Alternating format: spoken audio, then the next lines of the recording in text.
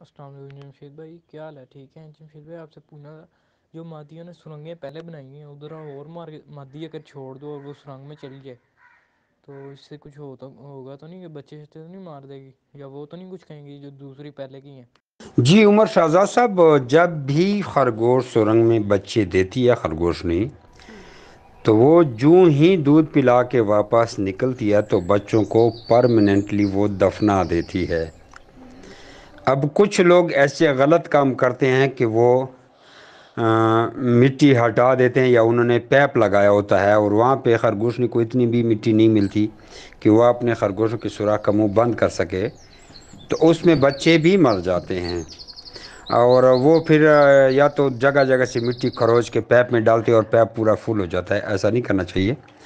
لیکن سرنگ کی آپ کو جو نیچرل قدرتی خرگوشنی سرنگ بناتی ہے زمین کے اندر، تو وہ اندر گھس کے بچوں کے لیے گھاس رکھ کے ادھر ہی نیسٹ بناتی ہے، اور ادھر ہی دودھ پلانے کے لیے غار کو واپس کھود کے دودھ پلاتی ہے۔ جب واپس نکل آتی ہے تو غار کو دبا بچوں کو دفنا دیتی ہے، کیونکہ خرگوش جو ہیں وہ حشرات کی طرح ہوتے ہیں، ان کو آکسیجن کی بہت کم ضرورت ہوتی ہے، بہت انتہائی کم۔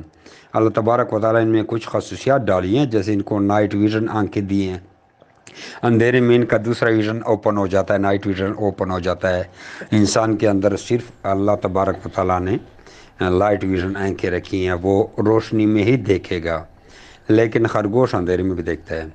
تو جب وہ بچوں کو دودھ پلا کے واپس نکلے تو دفنا دیتی ہے، تو اس میں کوئی بھی خرگوش دوسرا نہیں جا سکتا، اور بچے نہیں جا سکتے، کچھ بھی نہیں جا سکتا۔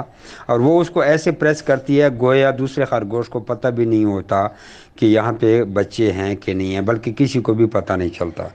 تو یہ آپ کو سمجھانا چاہتا تھا۔ اس کے اکارڈنگ میں بلکہ آپ یوٹیوب پہ خود بھی چیک کریں کہ ریبٹ بیبیز ان ہول یہ لکھے تو ادھر بھی آپ دیکھ سکتے ہیں۔